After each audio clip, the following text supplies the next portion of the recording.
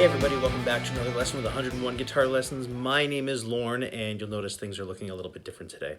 Well, that's because I am doing an interview with someone that I've known for a long time now. His name is Chris Caddell. He's an excellent guitar player and vocalist. He has played with numerous artists like Colin James, Sass Jordan, Fifi Dobson, and most recently he is now playing with Big Wreck. If you haven't heard of any of these artists, I definitely suggest checking them out at the end of the video.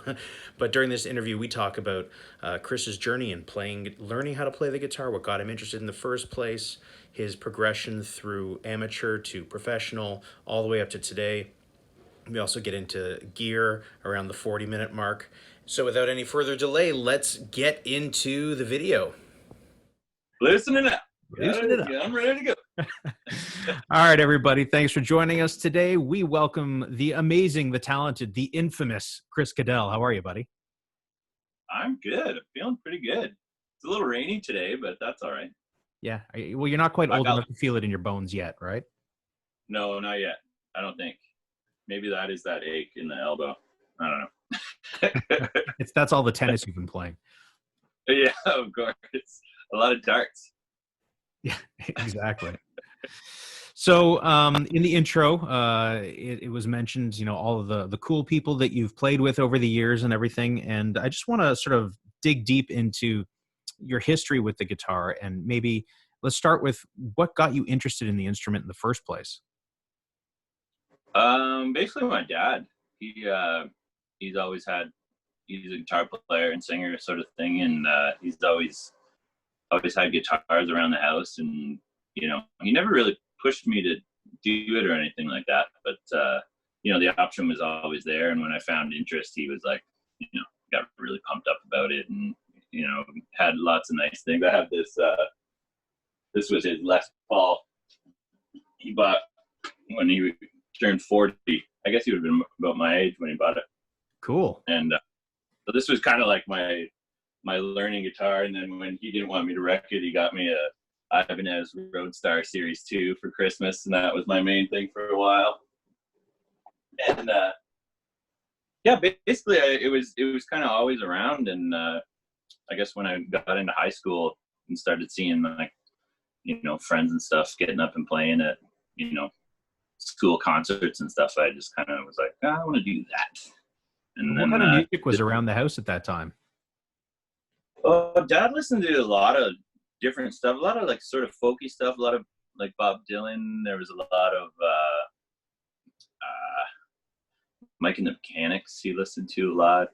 Dire Straits was a big one around the house, and kind of stuff like that, sort of singer-songwriter sort of things that were going on. And then like local radio was like, at the time I got into Green Day pretty hard, and like that sort of punk stuff that got me into playing power chords and all that sort of thing. And then once I figured that out, I was like, okay, I want to learn solos. And I went and so I asked my dad, I was like, hey, Dad, who's a good guitar player? And he's like, well, you got to listen to Stevie Ray Vaughan. And he had couldn't stand the weather on vinyl. And the first song is Scuttlebutt, and I was just like, what was that? You never heard anybody play guitar like that before. And I was like, Dad, we got to go see him live. He's like, not gonna happen. Not going to happen, son, but we'll get you all his records. And so I got into it that way. And then I was right into like Stevie Ray Vaughan, and I was the typical if it's not blues it sucks sort of thing. And later got into the Beatles and got into stuff that wasn't just 1-4-5, but mostly like in high school it was pretty blues. It was all blues basically. Big Sugar, Big Red. Oh yeah. I really liked Wide Mouth Mason at the time. A lot of like Canadian stuff. I was like really into Big Sugar was probably my main one, which kind of got me into like learning different tunings and stuff. And I listened to a lot of Colin too. My stepmom was right into all this little big band stuff. And when National Steel came out, I was like obsessed with trying to learn how to play, dobro and open tunings and slide and stuff like that. So that kind of got me into that, I suppose. So Yeah, it's tough. I didn't know. Gordy from Big Sugar really plays a lot of slide. He's known for his slide playing. Did that get you into slide at all, or was it more just like the heavy Oh grooves yeah. that they had? Well, kind of both. Like it was like blues on speed. To me, it was like, oh, this is like, it's blues, but it's not typical Humpty Dumpty type of blues. And yeah, he definitely got me into the like slide and stuff like that. I had a double neck for a little while until I realized I hate changing strings on a double neck guitar, so I pulled it. That is a nightmare, by the way. Really? Have you ever had to change strings on a double neck? I've never had a double neck, so I don't know. 3 guitars at one time. It's the worst. Brutal. The worst. I do not envy anybody who has to do that ever. I saw Big Sugar open up for the Allman Brothers at the Molson Amphitheater back when it was called that. And that was a killer show, man. That was great. And then I actually met Warren Haynes. I had these amazing seats, sort of like right in the center, kind of second level, when it's sort of like in line with the stage. And it turns out I look back and Cass and Philip were like 2 rows behind me. And right behind them in the sound booth, Warren Haynes was just sort of hanging out, checking out Big Sugar. So I ran back. I was like, hey, Warren Haynes. Warren Haynes. Yeah. No, he was pretty cool about it. Yeah. I remember when I first moved to Toronto, it might have been just before, my friend of mine drove me down. Ken Globe drove us down and we were watching Grady. You remember when Gordy Johnson was doing that Grady 3-piece sort of thing, and drummer only had a snare and a kick and hats basically, and we followed him around wherever he did that locally. And what's his name? Ben was the bass player, right? One guy. Yeah, he was playing bass at the time. I forget who the drummer was. I don't remember. I should know his name, but it's escaping me right now. But Chris Robinson was there at the show. Oh, cool. And old Healy's, that old Healy's. So there's that part that's like part of the band, and then there's another little section where it's the bar, and he's standing at the end of the bar, and I kept like looking back at him and going, "That's Chris Robinson." And then I'd go and get a drink, and I was like, "I'm gonna talk to him, and then chickened out and just ordered a drink. That's I hilarious. couldn't I'm not that guy. I just it's cool enough for me to see him. I don't need to have an embarrassing conversation with him. He totally noticed, dude. Every time I was coming back there, he's like ducking away. Oh, here comes that guy again. Yeah, here he comes. So you grew up in like the Belleville area, right? Yeah, Belleville, Ontario. Bell Vegas, as we call it affectionately. Why is that? Because it's particularly boring most of the time. It's a bit of an ironic nickname, I suppose. Gotcha. But yeah, there was a really good scene there at the time. Like there was a lot of great guitar players that were coming out of there. Clifton David, Stephen McDonald, Darcy Hammerton was like kind of the main guy there, and lots of great bands and lots of places to play. So it was a really good spot to grow up and have music kind of everywhere. There was a really good scene at the time. So when you were first starting to play, you said that your dad played, which was great. It's a great resource to have. Did you guys have any like formal lessons, or was it more just sort of picking up pieces here and there? For the first bit, it was all like, Guitar World and trying to figure out tablature. I figured that out pretty quick. It's not exactly rocket science. But then I got hooked up with the main teacher in town that would kind of do people that weren't beginners, any kind of approved people. His name's Tim Campbell, and he was great with me. He just, anything I wanted to learn, and I would do it too. Like I'd come back next week and I'm like, yeah, I figured that out, and then I tried this, and he put me at the end of his scheduled day, and paying for a half-hour lesson. Sometimes we go like 2 hours, and mostly just like talking. It wasn't a lot of, there's a certain amount of hands-on stuff and theory and stuff like that, but a lot of it was like, talking about feel and, what goes through your head while you're doing solos, and, putting things in the right places, and, timing and phrasing and that sort of stuff. All the intangible things that you can't necessarily learn from a book, right? Yeah, exactly. It'd be hard to kind of explain. I wish he would make a book about that sort of stuff so I could, review it. But it was really cool. And my dad was kind of the same way. He'd give me, little tips here and there. And, it was a lot of, when you're first doing solos, you just want to play as fast and as difficult as you can. And then at the end of the day, that's not what people really want to hear. There should be more of a part of the song and carry the song along than, time to show off sort of thing. So that you're was being too mature about it now, Chris. You're way too mature about it. But when we're learning, I totally get it. I was having this conversation the other day, and I was saying that when you first learn how to play guitar and you're learning different like kind of milestones, and you're like, oh, now I know how to play a pentatonic scale. Now I know how to do this and that. You play the hell out of it, and you just like overkill because you want to show everybody, look what I can do. But you get to that point, hopefully eventually, where you get past that, and then it just becomes a part of your toolkit, right? And you can pull it out whenever you need it. You don't need to do it all the time. Yeah. Well, that was kind of the main thing. It was from the very beginning. It kind of stopped me from going into that sort of just playing fast and hard as you can all the time, which obviously I was guilty of. Everybody is, but that was kind of the main goal of his, really. It was like, teach me how to, make a musical solo instead of, just playing for the sake of playing. And do you remember, when you were having lessons and going through that stage, were there any particular things that stuck out as like, wow, this is really tough to get under my fingers? Was there anything like that was like, I'm having a tough time with it?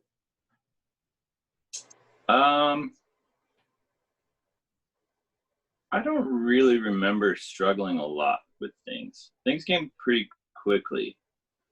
I know that when I moved to Toronto and had to do things that weren't necessarily blues, and I like the whole time before that, like I was playing in bars since I was 15 with various different bands, and it was always a 3-piece, so I was the only guitar player. So you can kind of get away with whatever you want, and you're trying to do horn parts. Yeah. And you're trying to cover all the bases that you can, sort of thing. And so when I moved to Toronto and you had to, learn other people's material and, different chords and stuff like that, that I just, I'm not that big on the theory side of things. Like I know most chords just because they happened in a song that I learned, and, try it out. And if somebody says that doesn't sound good, then do something else. But I think, it's like, I think mostly like that struggle was with playing rhythm and really thinking about leaving space for others. That was a big learning curve for me, I suppose. Well, yeah, especially if you're not fronting the band, right? Because when you're a 3-piece, your vocal, your guitar, and you're filling up all that sound, and you're not competing with anybody else or rubbing up against them the wrong way, right? Yeah, exactly. So we like to call it playing well in the sandbox together. When you have another guitar player, and sometimes it works, and sometimes somebody just wants to solo the whole time, and you're like, you're not leaving me anything to do over here, Right. So with other people, other guitar players that are like, okay, you're doing that, I'll do this, and and stay in your lane. It's not time to solo all the time. It's not time to show off all the time. I'm a big rhythm guy. Like I love playing rhythm. That's been, playing with Colin and playing with Ian and stuff like that. I think it's just as important to be part of the rhythm section and let them do their thing. You know what I mean? Like be there to help them. You're supporting it. Yeah, I shouldn't be throwing my own licks in there every time I get a chance just because I'm bored. But like I don't get bored playing rhythm at all. I love playing along to like James Brown and being the whole song. I'm fine with that. It's hard. Exactly. It's really hard to stay there. Like that's always been fun to me. So I don't know if I'm a weirdo because of that, but. Well, I'm with you. I mean, finding that pocket, especially in that funky stuff or the cool kind of old R&B stuff, and you can just sit there all day, just even on that ninth. just sitting there in Yeah. the pocket there, or you go just in that, having so much Yeah. satisfaction, almost like you played a whole solo, but it's just da da da. Yeah. It fit in the pocket. It stays. It's cool. Yeah. And then really trying to dial that in is not easy at the start. Things sound so simple sometimes, and they're usually the hardest things to do. To do well, yes, absolutely. Yeah, to do it well and sit in the pocket with, and I've been lucky to play with a lot of great players, and if you're not pulling your weight, you got to figure it out. So let's jump for a second into that, and we'll come back. But so yeah, you've had a tremendous amount of experience playing with some fairly well-known artists, which is fantastic. And then their supporting group of musicians that they typically play with are at a very high level. With that experience, I mean, how would you describe the difference between someone who can hang and someone who isn't quite there yet? Just that, just the whole understanding your role and executing it. I find too many times people try to make it their showcase when it's not your time. Like, especially if somebody's singing, somebody who only sings in the band, they got to hang around and shake a tambourine while you're soloing. So why would I want to solo while it's their time to sing? It's just distracting to the song. And some guys just don't get that, and generally they don't get called back. Yeah, it's like you said, it's a maturity thing, and understanding that you're there to serve the song and the project, and it's not time to solo all the time. It's not an Yngwie show or something like that, or a Vi show, which is cool for what it is, and that's what they do, and that's awesome. But that's not what you're doing right now. Yeah, exactly. I mean, if you get that sort of gig, then do it. If that's what you want to do, then go for that type of gig. But if you're doing a funk cover band sort of thing, that's not the place to Yngwie out. Yeah, exactly. Play the tunes and play in the pocket, right? Exactly. I think I hope I have, I've always tried to have that sort of understanding of music, and I like to.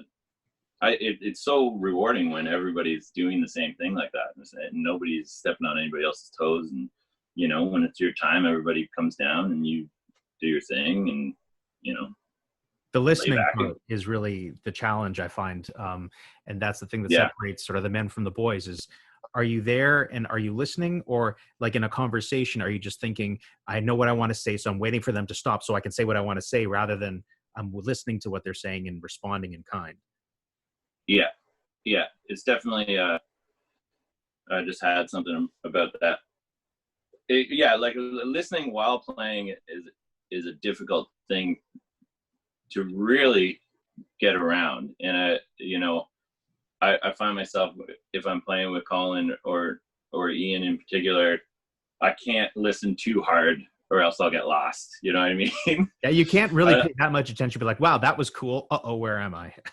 Oh wait, and you're messing up, and then can't do the next thing that they were gonna go for. But sometimes like they have ears, like even Sass, they hear everything at the same time, and at the end of the song, if you're at a rehearsal, they're like, that was not right when you hit that thing in bar 3 of the bridge or something, like that. It's like, it's not that, it's this. I'm like, that's not really me. Like I mean, I can hear when somebody's clamming hard, but it's funny that you say that, because I've had that experience with certain players in the past where, sitting in, and they're really high level, big ears. Like you said, even to bring Philip up again, like I remember him talking about, this bar in that tune, it was sort of supposed to be like this and whatever. I'm like, I didn't hear any of that. And I was just listening, like in the audience.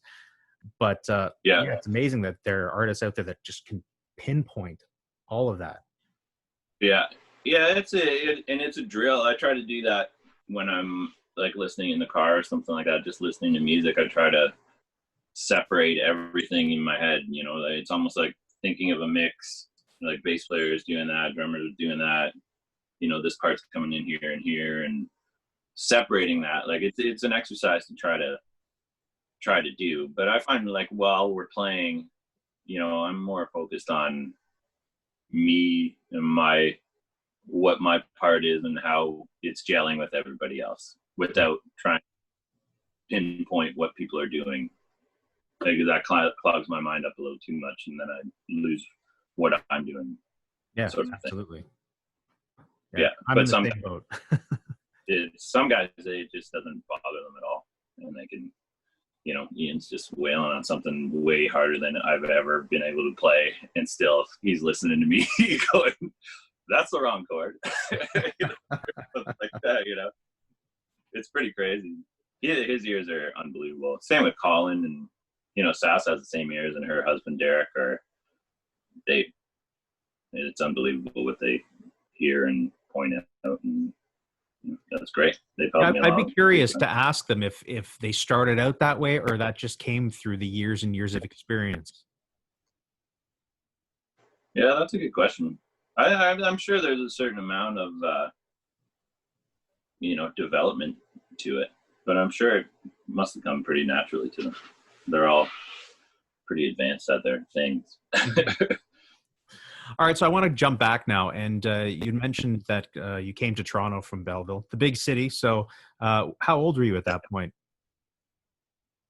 I think it was just before my 21st birthday or 22nd birthday. Okay, so 21, 22, in and around there. Yeah, in around there. I think it might have been just before I was 22. And but I'm not sure. Did you come to the city with the intention of being a professional musician? Like, this is what I want to do. This is where I need to go. Yeah. I've been playing around Belleville and stuff like that, and we built a name for ourselves, and I think for myself too, because my name was kind of always on the bill and stuff. And I knew that in Toronto there would be musicians that I could pick their brains and learn more things than what I was doing. And when you move to Toronto, it's a bit of a culture shock, and there's a lot of really great players around. Like go into the jams, and there's at the time there would be so many great players, like the Tony Springer Jam. I don't know if you ever went to that up at Alley Cats.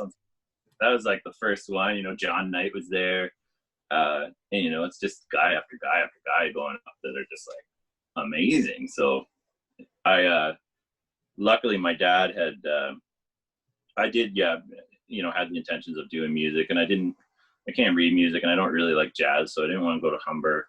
And my friends had gone there, and they were just kind of like, it's more to meet people than it's good for, it just wasn't right for me. I don't want to slander the whole Humber thing, because it is great, and I kind of wish I'd learned that sort of theory and stuff like that, but just wasn't my thing at the time. And my dad was he gave me a year's worth of rent, so I nice. I just come up with food money, and I started getting gigs pretty quick. Like we got Grossman's every Tuesday after a couple of months I was in town, and I ended up like for the first part, I would just go out to any jam I could, pick up some things, and then I made it a rule that I would practice for at least 4 hours a day, just straight, whatever. And I don't like to do, I'm not like a run scales kind of guy. I'd like to just jam along to things and figure out songs on my own. I don't really, at the time you couldn't really just, if you could, I didn't have a computer to do it. Like look up YouTube videos on how to play things. You had to figure it out, put the CD in the 5-disc changer and, rewind it to that spot. Yeah, like it wasn't easy, which was great for me to kind of do that. And then, so I did that, and I think that improved my playing, just to be able to focus on it so much. Thanks, Dad, for that. It was, that really helped me along. And my two roommates were both at Humber and, great guitar players. So anything, free lessons from those guys anytime I had a question about something. So very cool. So I'm wondering then, when you're going through, just sort of jamming along to songs, are you learning the songs, or are you just learning like little parts that you thought were cool? Well, for the most part, I'd figure out the song, like the base of the song. I don't really like to learn solos exactly, especially with like artists like, Stevie Ray Vaughan and, your Derek Trucks and stuff like that. They never do the same solo twice. So I was kind of like, why would I waste time learning this solo exactly? And it's like when you play with a band, it's never going to feel the same way twice either. So if you're trying to plow through the song from the record to Pride and Joy, odds are it's not going to work the same. Right. So I always wanted to be able to land on my feet no matter what I was in.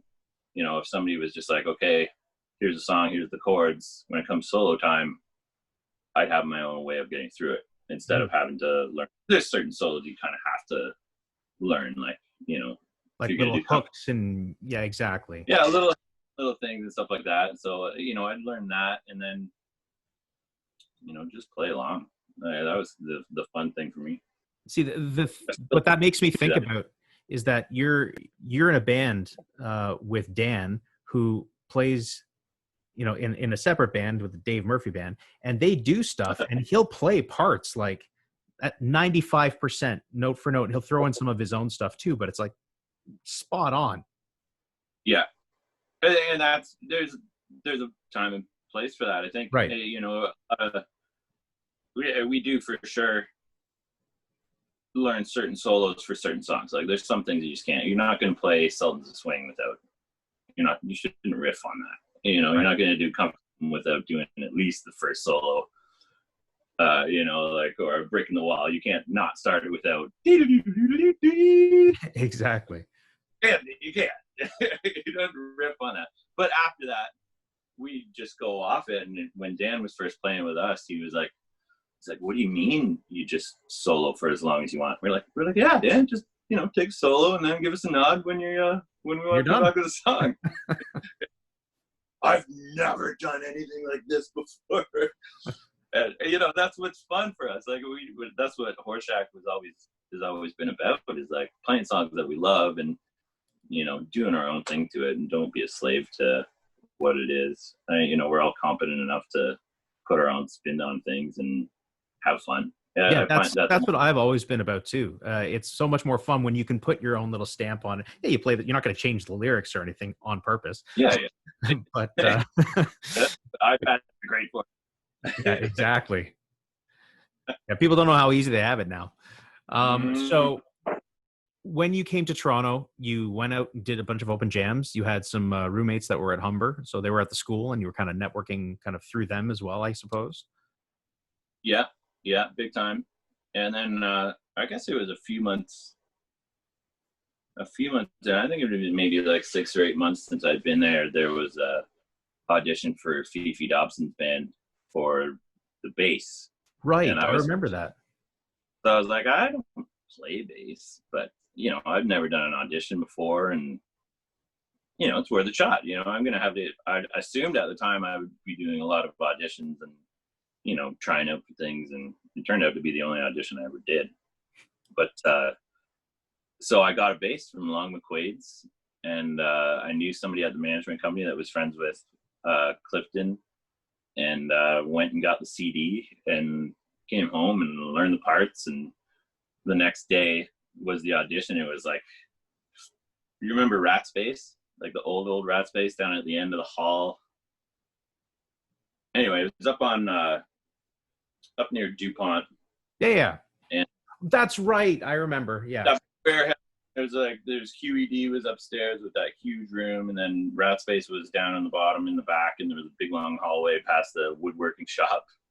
And then back was that rehearsal space. And there's like 15 of like the best bass players in Toronto, like rolling into this audition. Here's me with a rented bass that I just picked up yesterday and never really played it. But they were looking for somebody who played with a pick. So I was like, well, I only have to deal with one string at a time. This is awesome. And then, person after person goes in, you hear them play the track for like, they don't even get to the chorus. Next thing you know, the guy's coming out the door next. And like, these are heavy guys. Like I'd seen them around town, and maybe they just didn't fit the gig or whatever, and everybody's rolling in. I was about 9th or 10th to go into the room, and I remember I got through the whole song. There was 2 songs we had to learn, and I got through the whole thing. That didn't stop me or anything. And I was like, what's going on here? Like, this is weird. Did you guys forget that I was here or something? Doing whatever, and then they're like, okay, do you know the other song too? I was like, yeah, and, tuned up the bass and played it again. They're like, okay, well, we want you to stick around. And then next guy's going in 2 seconds of the song. Everybody's getting kicked out. I was the last one there, and I was just like, okay, well, this is kind of neat. And then they had known my roommate Clifton, and I kind of said, I just got this bass yesterday. I don't really play bass. So I like. So you actually said that to them? Well, yeah. I didn't say anything to hide. I was like, well, I'm a competent guitar player. Like, I'm a musician. I didn't just pick up the bass. You know what I mean? Like, right. Yeah. I've done things before. And then, so that gave them the idea that anybody could do, any guitar player could do it. So they called my roommate Clifton and asked him. By the time I got home, they asked him to be the bass player. And then the guitar player got taken away. And then they were like, what's your roommate doing? And then I ended up getting the gig a couple months later. So you got the guitar gig or the bass gig? Because I thought you were playing bass ultimately. Yeah, I got the bass gig. So Clifton started playing bass. Then the guitar player left, and then Clifton always wanted to play guitar, so he went to the guitar part, and then the bass spot was open. I would just happen to be there, and next thing you know, we're traveling all over the world. That's amazing. So I'm sure, when you're growing up, you're thinking, my ultimate goal is to play live and to tour, and with an artist or for myself, whatever the case is. Was the experience what you expected it to be?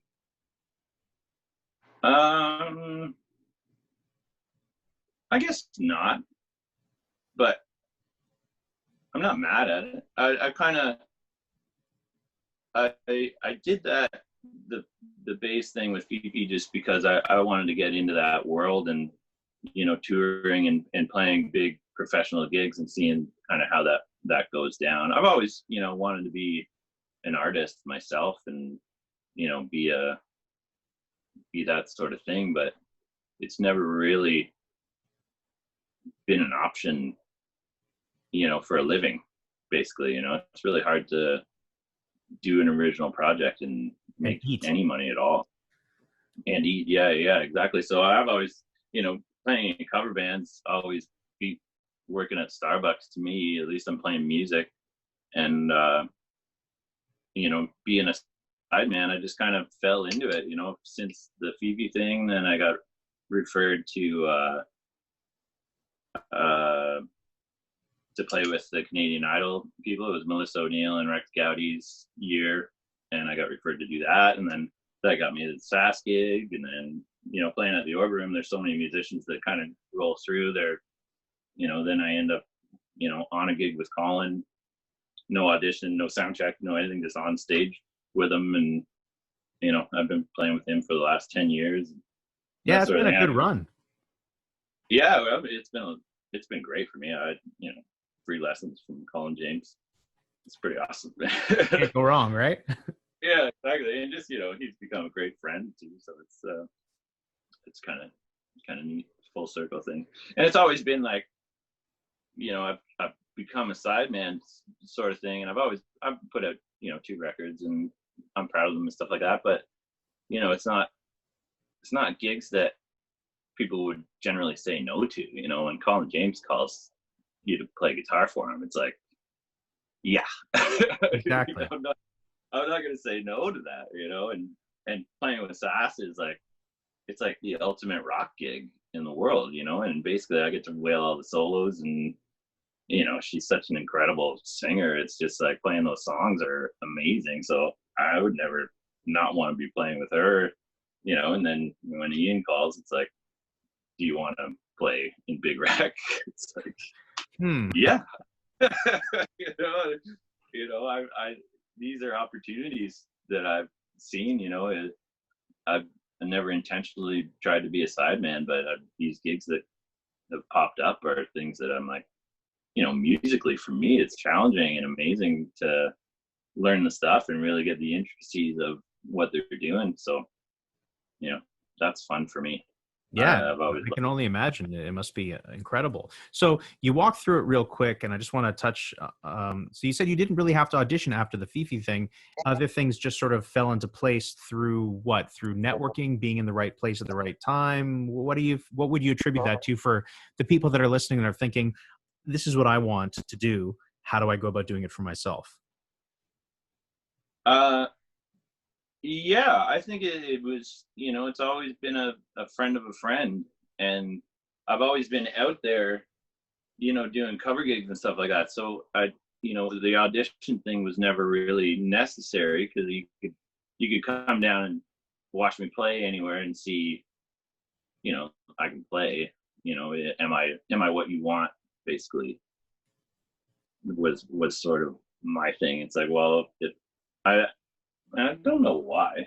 I guess I never really sought gigs out, but I think it was because I'd always be at jams and I love watching other bands play, so I'd always be there too. And you meet people and you get along, you just become friends with them, and all of a sudden they're like, "Hey, you available next week to do blah blah blah?" I'm like, "Yeah, okay, I'll figure that out." And next thing you know those people, and but my rule has always been show up on time, in a good mood, and prepared. Is the 3 rules in that order. And that's always worked out for me. And as somebody a long time ago, it's pretty funny description. Like we were playing in a booze can underneath the Burger King on Spadina. We'd played there. We'd play Grossman's like 9 till 1, and then go play there from 2 till 5 or 6 in the morning or something like that. And but I met a bunch of people that doing that sort of thing, and somebody said to me one time, I was like, "It's not who you know, it's who you drink with." Which is terrible, but it's worked out pretty good. It's the hang, though. You're right. Yeah, it's more the hang, and I think 90% of why you get asked to do gigs is because they like you as a person, and I've always been prepared. I don't like to show up to any gig not prepared in any way. So that's a big thing. I think just be around musicians and be open to anything. Sometimes a gig you maybe don't necessarily want to do, but you got the time to do it. It's a good challenge to do something different, and then you meet somebody in that group, and everything kind of snowballs after that. Yeah, exactly. That's good advice. I mean, a lot of the time, especially if you're on the road with these guys, number one, you got to be able to get along with them, right? And you got to be like a person and hang and it's obvious that you have to be able to hold your own on stage with the music. Yeah. But, working gear. Yeah. Gear's gotta work. Yeah. Let's talk about that for a second. So, diving into gear for a moment, you like your pedal candy a little bit. I mean, you've got your staples. What is it that you found or learned in your experience from sort of beginning to end of that journey to where we are now? Your gear journey, like what's that been like? Well, like I remember I was kind of one of the first guys in Toronto to actually have a pedal board, and now everybody has a pedal board, like big, small, whatever. But when I got the gig with Canadian Idol, my tech Duke Foster was like, he's like, "I'm not setting. I just had pedals on the ground, with cheap cables, putting them together and stuff like that. And if something's not working, just give it a kick, sort of thing." And he was like, "I'm not setting this up like this every day. So we're gonna build you a board." And he built me my first board, and it was like, life changing to have everything set up, and you're not messing with the cables all the time, so they work for longer and stuff like that. And so I've always been like in my board, I want to be able to do anything, like be able to do any gig with that board, which is for the most part has gotten me through. I had to build a whole new one for the big rec stuff because that's a different set of tones and like amp tones and amp distortions that I'd never really done before. But this this little board here is got me through a lot of stuff. So what do you typically, for your own thing and for your typical side jobs other than Big Rec, what have you got on your board? What is your Swiss Army sort of toolkit? Well, I find, you want me to can you put a little picture of it? I'll give you a picture of it, and Sure. you do that kind of editing afterward. Yeah, absolutely. All that fancy stuff. So the people listening to the podcast, you're out of luck. You gotta go to YouTube to check it out. Watch it on YouTube. Yeah. Well, there's lots of, if you're on my Instagram, I take pictures of it all the time, and it's always adapting. But I find 90% of the time I can't use my own amp. So, flying out for gigs in the summertime, unless we're on a tour, I can't really use my own amps. It's some backline bassman or super reverb that has been used by everybody in the world and probably not serviced since God knows when. Sat in rainstorms, gotten wet, and it's rusty. And so I find the Union Moore pedal, the red Union Moore pedal, is great for making it a shitty amp sound all right. So I put that right at the front and leave it on all the time. Okay. The dial is off, basically, but if you turn it on and off, you notice that once it's on, it's like, okay, there's a full sort of clean tone. And I always base that like a good clean tone first, and then add the stuff on top. I have a Retrosonic Overdrive. It's an 808, they call it. It's a guy out of Ottawa that makes them. And Colin and I were in Edmonton at that. You ever been to that White's music store? It's like White on White or something like that. No, I don't. Anyways, it used to be an amazing little store in Edmonton. And I remember plugging in this pedal, and I was like, I wasn't even really looking for it. I just thought it looked cool. I was like, this is awesome. And I kind of use that as because you can't really crank an amp to get that sort of overdrive anywhere. Ever? Yeah. Yeah. So that's like my base.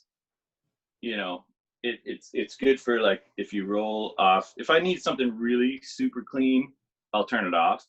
But you can roll back the volume and it gets pretty clean, and it sounds like an overdriven amp, even if you're at a low volume sort of thing. So I pretty much always leave that on. And then I have the Duelist. I'm sure you've tried the Duelist, the King Tone. Paige has one. I've heard it, but I haven't had a chance to plug into it. But it sounds amazing. I find it's it really works well with. So I always run everything through that overdrive. So as if these pedals are going into an amp that's overdriven, sort of thing. You know what I mean? So the Duelist will go into the overdrive, and then after that, I find it's more. It's kind of a medium distortion is kind of how I use it, just a little bit, and everything's pretty much like. A friend of mine used to say, if you step on a pedal and you don't hear it, take it out. You know what I mean? Like get it out of there. So it's like overdrive, medium overdrive is just a little bit, and give you a little bit of extra boost. If I really want, I always keep a spot for. It's usually this Retrosonic. Yeah, I've seen their distortion, which is really great. It's heavy. So I keep that. So I have those three. So regular distortion, which is basically an amp that's cranked. That's what I'm going for. A medium distortion ahead of it, just for like a little bit heavier, but you're not metal. So the Duelist is before the actual 808. Yeah, chain. So it will through the 808 after. Okay. So when I step on that alone, it sounds pretty crappy. But when it goes through the overdrive, that's what kind of brings that extra little zip and pizzazz to it, if you will. And a heavier distortion if we got to do heavier songs. And sometimes I'll switch out. I got the Sewer Riot pedal in there now because practicing some big rec stuff, and you need that. And then after that, the clean boost is essential. Have to do it for solos and stuff because, sorry, sound guys, we can't trust you. Unfortunately. What's that? I said, unfortunately, 100% true. If you're on a tour, and it's tough. Like a lot of times, it's like the sound guy that happens to be there, and he doesn't know your band at all. That's fine. So we try to balance ourselves, especially if it's Horseshack. We balance ourselves from the stage rather than rely on anybody else for anything. Right. So a clean boost is essential. I've got the super hard on, the ZVEX. I really like that one. Then I have a Diamond Memory Lane 2 for delays and stuff like that. I love the Diamond stuff. I can't wait. They have a new one coming out that I really want to try. It's a little smaller, but it's the same. Cool. I know you've been playing the Diamond for a while, right? Yeah, I still have it. I have the Memory Lane 1. I've had 2 Memory Lane 2s. I've had the Memory Lane Junior, and they've never really given me anything. I just love them. I've tried other things too. Like I had that HX stomp thing. Oh yeah. That white pedal that everybody has. Oh, black. That's Electro Harmonic? No, TC Electronics. No, that's the Eventide. Yeah. Eventide. Yeah. And I just didn't like it. I couldn't figure it out. And I don't really use delay for much more than just like ding, ding, ding. That's the trail that I want and use all the time. And right. For big rec stuff, I have a line 6 with a couple of different options, like a heavier delay and stuff like that. But for the most part, like if I'm using a delay, that's pretty much all I'll use. And then I have a Flint Strymon for reverbs because I usually use Bassmans if I can get them, and it's good to have some reverb. It's a good option. So that's your go-to for backline. You ask for a Bassman. Bassman, it goes Bassman if they don't have that, a DeVille, but not the hot rod DeVilles. I don't like those. They like Les Pauls and stuff, and I play a lot of strats with Colin and stuff and Sass. So Bassman, DeVille, Blues DeVille. Then it goes super reverb, but there's not a lot of good ones in any backline places, so I kind of cut that out. They always have deluxes. Yeah. So I like to sometimes use a deluxe and use it as a head and put it into like a Marshall 412 cabinet, which gives you a little extra juice. It's fine to do that. And yeah, and it's still that sort of Fender tone. I've never really liked Marshalls. I don't think I've spent a lot of time with them, so I'll try to avoid them. So yeah, those are my 4 that backline. I like at home. I have a Bassman, a Super Reverb. I have a Supro for like tiny little things, the Keeley Supro, which is great. And yeah. So basically, those are my things. And I've been using the reverb in the Flint no matter what I'm plugging into because I think it sounds great. And I'm not really doing big reverby stuff. Like some guys want a big old ocean behind them. I don't like. It's just not me. I don't have any place for it. You're just giving the note a little bit of space, a little bit of breath. Yeah, exactly. It's nice to have. It's not too overpowering. And then the tremolo in the Flint is really great too. I like that. I don't use it a lot, but it's good for clean sort of rhythm things.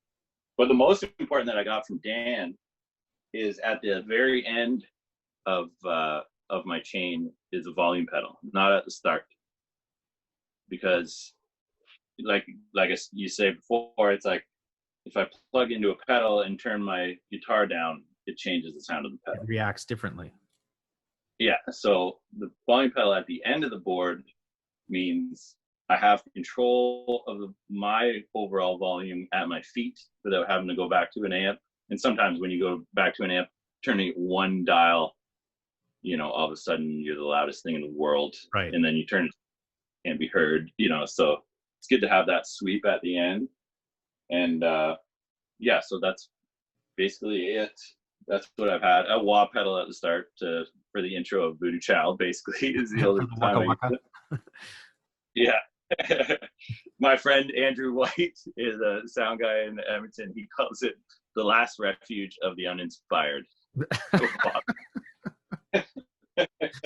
funny. So if I'm stepping on the wah pedal, I'm in trouble or out of licks. But I try not to do that.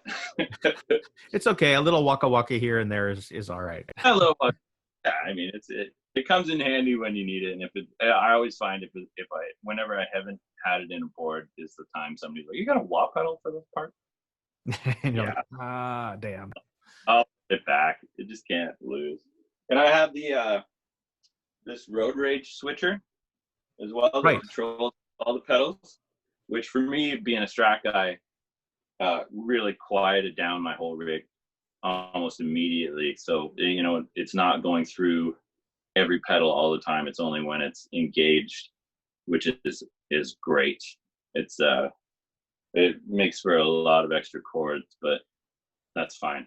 It's fine because you know what? I agree 100%. And if you have, especially if you're playing, a gig in front of a serious audience, you need to be on. Your gear needs to work, like you said before. And if you have a faulty wire in one of your pedals, it doesn't matter. Just don't use that damn pedal for that show and fix it after. Yeah, and everything else is bypassed. Yeah, you're not trying to find what little chord isn't working in the middle of things. It's got to be working all the time. That's a very important. That'll be rule number 4. Show up on time, in a good mood, prepared. Make sure your gear works. There you go. Now, let me ask you, because you're playing with some serious players, and we know how guitar players are, and when you're backing up, Colin or Ian, very different styles and different sounds. How much input do they want to have on, your gear and your sound? I think it was a little easier with Colin just because we always kind of use the same stuff. So without even trying, because I've always been like a blues guy, and the odd time he's been like, I really want tremolo on that one part, and it's a certain pedal of tremolo, and I'll do that. But for him, it was kind of, my gear always kind of worked for what he was doing. I'm mostly rhythm, so I just having a good overdrive and a good clean with some delay is really all I really need. Mm-hmm. And option to play a little heavier things. With Ian, it was a lot. Like, he really, because I was trying to get away with using this board and switching out pedals and stuff like that, and there's just too much. He's really heavy on like gear and tones and stuff like that. It's a really major thing that he does. So he helped me a lot, and he got this like switcher. So I had two amps. I had a Sewer, or Sir, I hope I'm not saying it wrong, Sewer PT100, and then it was a audio, custom audio, I think it was called. He dropped it off halfway through the tour. So I was using that plus a Supro with a 412, and I had to get a switch to turn the distortions on both amps at the same time. So I got that, which I'd never used like amp distortion before. That's never, because I'm always flying out for things. I can't rely on backline for pretty much it. I've got to have it in the board, and that's just kind of got to be the way it is. They're not going to have a Sewer head and cabinet Definitely in Alberta somewhere. I'm nothing wrong with Alberta, but and there's the odds of any of those amps being around is pretty much zero. So so getting into those tones and stuff like that was not really my bag. So Ian was very, okay, this is the delay and this is how you get it. I learned a ton of stuff about certain tones and things like that. So he was way more. And it's a different thing too. Like you're playing parts. It's not like this is in G. Right. Let's roll with it. No, it's like, okay, you're doing this part.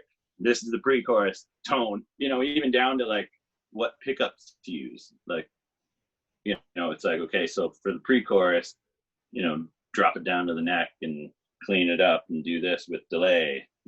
I keep meaning to at some point like film my feet during a big record. You're doing a tap dance for the big rec thing? Things and like doing stuff like that and like changing tone. And that's a different bag. That it was a big learning curve for that sort of thing. But I think I got it. I think I'm getting it. And so I'd say Ian is very hands-on with what I'm doing, and Colin sort of, and not that he doesn't care, but I guess, well, like you said, you automatically come in and you're naturally sort of fitting into that vibe anyway. Yeah, exactly. That was my bag from the beginning. And, I didn't even, with Ian, I didn't even have a guitar with a real humbucker in it. And when you're getting into those heavy distortions, you got to have a humbucker. What are you playing on that gig? I have a ton of guitars. He's got, I made him sell me this sewer. Oh, I like it's like, so he was just like, when we were starting rehearsals, he's like, go grab the black sewer from the, it's like a room full of guitars that he's not using. And so he gave me this to use for the tour. And when we were done, he was like, just take that home and, use it for whatever you want. And I was like, cool, this is amazing. It's such a nice guitar. And then I just kept sending him messages like, okay, this much. Okay, this much. And finally he caved and sold it to me. So I'd sell it back to him for the price. It was ridiculously way less than what it's worth. But they make some very nice guitars for sure. Yeah, I do love it. Their amps are amazing. Yeah, everything they do, their pedals and stuff, they're just a great company. Really super nice guys too. I met them in LA. But with them, I have, I think I had 9 guitars. Wow. 10 or 10 out on the road. A couple of them were Ian's. There was a Yamaha SG that I used for a couple of tunes. I'd use that sewer for the heavier stuff just because it's got that humbucker in the bridge. I use my Collings. This guy here had that out for a little while. But another, like all those things don't have humbuckers, so. But I got away with my Strat and my Collings with the P90. I don't even remember what I had out there. It's a ton of stuff. And now they're all back here. Like generally, there's like I said, like 8 of my guitars just in a big rec pack somewhere, and I think there's 4 out on the road right now somewhere with Colin that just fly into the gigs and stuff, and we got 2 Dan Electros that are just never at home. Like a Steve Ray Vaughan Strat somewhere in Vancouver right now, I think. You got to keep a list to keep track of everything so you don't lose track of it. It's all up here. I never forget guitar stuff. Perfect. So when you're going around and just the tour life real quick, what is that generally like, and how does that differ from gig to gig? And also, as a caveat to that, a little add-on, scheduling all these different gigs, like how does that all work? I'm not involved in that, luckily. That's an agency thing. But yeah, it's pretty routine. Like, every day, generally it's, you wake up in a new city because you've driven overnight, try to find something to eat. Sound checks generally have 4, goes till 5 or 6 if there's like a meet and greet or something like that. And then, show times generally 8 or 9. play the gig, and then they pack everything up and drive at night to the next city, do it all over again. And there's not a lot of days off, and when it is day off, you're generally driving somewhere that's impossible to do in one day, sort of thing. So you end up in a parking lot of a motel somewhere trying to figure out something to do. It's a lot of fun. That's not what you expected, though, right? I mean, growing up, you expect, this jet-setting sort of lifestyle and like almost like a Van Halen party video. You know what I mean? Yeah. When you're a kid, that's sort of what you fantasize. Yeah, it's definitely way different but I wouldn't say it's not as fun. Like we always have a great time. There's, every artist that I've ever played with, it's always been great people that involved, and you want to hang out with everybody, and we make our own fun. There's usually lots of beers going around, and fun. We made my friend Kurt Moss and I made up this game called Bus Golf. So it's like the whole front section of the bus is a course. So like you play from a chair to each cup holder. So you're throwing ping pongs into a solo cup in a cup holder somewhere, and we made it like it's a par 3 or a par 4 or a par 5 sort of thing. And like on Colin's tour, we even have a green jacket for the winners of like major tournaments. Like, so you take it very seriously. Yeah, it's a great time killer. It's just like, man, there's so much boredom. Like, and it's Groundhog Day. It's the same thing every day. I mean, on stage and stuff, it's always different, and it's always fun, especially with Colin. Like, with Colin, like we'll show up at a sound check, and we just noodle around with a bunch of songs. And, we don't really have to rehearse anything, so we just kind of noodle around and sound check and do our thing, and then the show's generally the same, but it's a little different every time because he doesn't do the same thing twice. And then so like killing time is a lot. So the Bus Golf has been a great addition. Especially you got to market that. You got to put a copyright on it. I think it's great. Yeah, and just like some sort of app to make your own course on each bus, and keep score. Yeah, we left our map, but I'm not sure on the buses that we've played on. But I'm not sure if anybody could just figure it out from. So you just like there. Perfect sense to us, but awesome. Yeah. So let me ask you real quick before we end this, and it's been fantastic so far. Thank you for taking the time. If you had one of those magical DeLoreans from Back to the Future and could go back in time and talk to, like 14, 15-year-old Chris, and either advise him on what to work on if you were to learn how to play again, or career path, or anything like that, what would you give little Chris for some advice? Whoa. I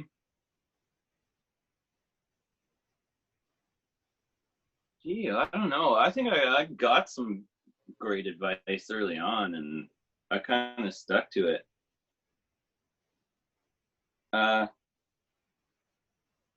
I've always thought, like I said, just being prepared is the most important thing in the world. No matter what you're doing musically, you can't show up and be like, oh, what's the chord? What's that chord? You know what I mean? Like you got to be there ready for it. And it happens like, many times learning songs, and you get there and I've thought I've learned it, and I have worked on it, and I've tried, and there's no tab, or I've never gotten handed a sheet of music for any gig I've ever had in my life. So it's like, figure it out, and you get to the rehearsal, and it's like, I was way off. But 90% of learning a song is just having it in your head, having that roadmap of intro, verse, pre-chorus, chorus, and so on throughout the song. Like, that's more important than the actual notes, knowing when things are changing and when other parts are coming in and coming out. Yeah, I think I'd say to 15-year-old me, learn something other than blues earlier. Because I was so, that was the thing at the time, you're into the blues and you just be a blues snob and everything else is, not as cool to me, even though, it was never really cool. Yeah, I'd probably get into some more stuff. Learn some more chords. Don't take theory seriously, because it helps. And like little technique things that do the boring, mundane little technique things, because they really help out in the end. Like what would be a little technique thing? Well, I did this for the Big Wreck thing. Ian showed me it, and it was just for my right hand, where you set the metronome at a certain thing and just do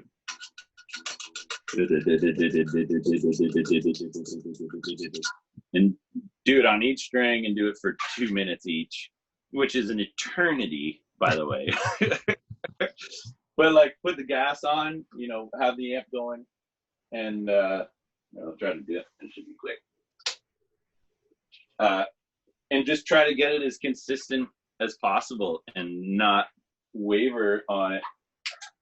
And well, specifically about Ian, like, isn't that basically the rhythm track for one of his tunes? Like, which tune is that? Ghost. Right. Ghost. But I should plug in. Yeah, I mean, sometimes it works without the cable, but sometimes not. Not usually, though. Yeah, that's a.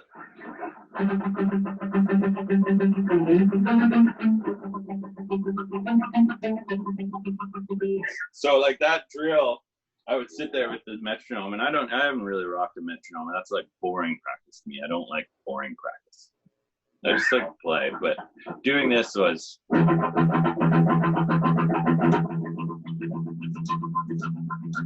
done it in a while, so.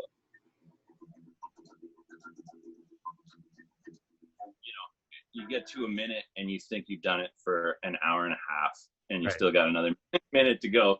But really, that really helped my right hand for a lot of that stuff. That's like, just wasn't my bag before that. And, sometimes those little drills, you just got to plow through it and just do them, Yeah, exactly. Just get it done so that you're not back from it. That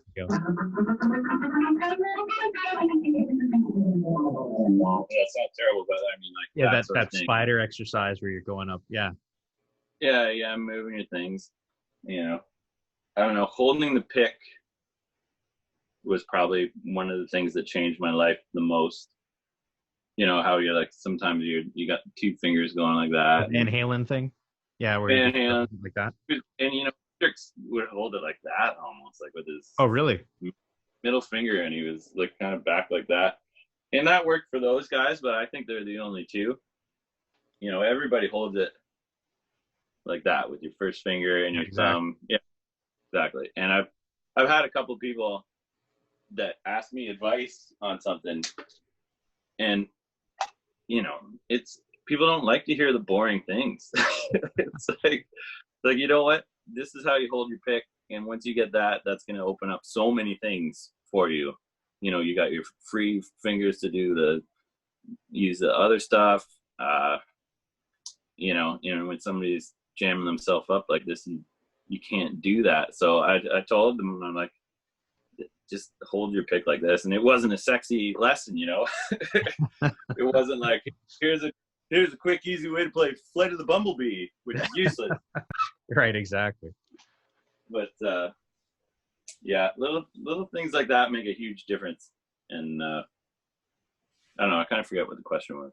Oh, we were talking about what you would tell yourself when you were just starting. So work on technical stuff, get that out of the way so that you're not held back in any way as you progress. Yeah, and sometimes it's not fun. And but that's okay. But if you get through it, once you go to the fun stuff, it's not as hard to do, and it's not as frustrating to learn those other things, because once you get the base of it, there's nothing you can't do. You know what I mean? Like I don't feel there's anything that if I didn't work on it for a little while that I can't play. Mm-hmm. I don't sounds, whatever. But no, that's absolutely legitimate. Anything is possible if you put in the time, right? yeah, exactly. And that's all there is to it. I don't really believe that people really are given a gift or anything like that. I think that people are given a passion to figure it out. Like, to me, it was never, things kind of come easily, but not really. I just spent so much time on it and I had to get it right. I couldn't not get it right. I couldn't stop until I did. Mm-hmm. I think that is maybe more than given a gift of playing guitar. I think it's more the gift of being passionate about playing guitar. And to me, there was no other option. I couldn't not figure it out. Yeah, I think I can relate, and whoever's listening to this is obviously in that camp too. So yeah, we're right. all among those that are afflicted by the guitar virus. Yeah, exactly. Cool. So you were mentioning before we hit record that you're working on a new album. Do you want to plug some stuff now? We're going to record next month in mid-August, and I'm really happy with that. It feels like one of the most me records that I've kind of done, and I like being in big record stuff. Like, that's my rock world. I can do that there. I'm not going to out rock big rec, so let's just leave that alone. That'd be a difficult task for sure. Exactly. I'm not really going to out blues Colin either, so I don't want to really be too blues. I've never really been that traditional blues guy anyway, so like I said before, I don't really learn licks. I learn, you pick up little things here and there, but I always just wanted to do my own thing. So I'm really happy with the way the songs have turned out, and hopefully we'll get it done in August and then sort of see what happens. Hopefully we can get some kind of distributing or some way of not just putting it out on Facebook and then have it forgotten in a week. Right, exactly. But are you being active on social media, like any platforms? Well, I was doing that show, or Caddell show, on Tuesday. They're Which all was great. A lot of fun. Thanks. Yeah, it was a lot of fun actually, and so they're all up on YouTube. If you look that up, Caddell show on Tuesday. We had a lot of fun just playing some songs and making fun of some things, and it was good to have something to do for the last little while too. So absolutely. What's the link? Is there an actual link, like a youtube.com/ or something?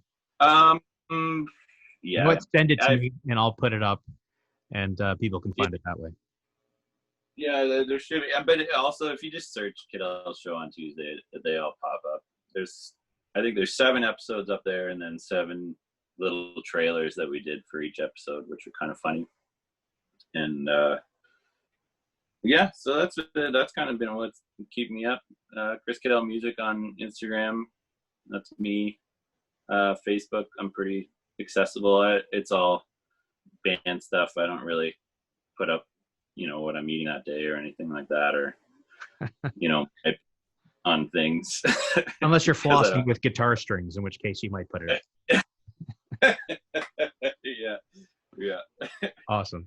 Well, Chris, thanks, man. Really appreciate you taking the time and sharing your story with everybody. Really appreciate it, man. Thank you. No problem. Thanks for asking. Thanks for having me.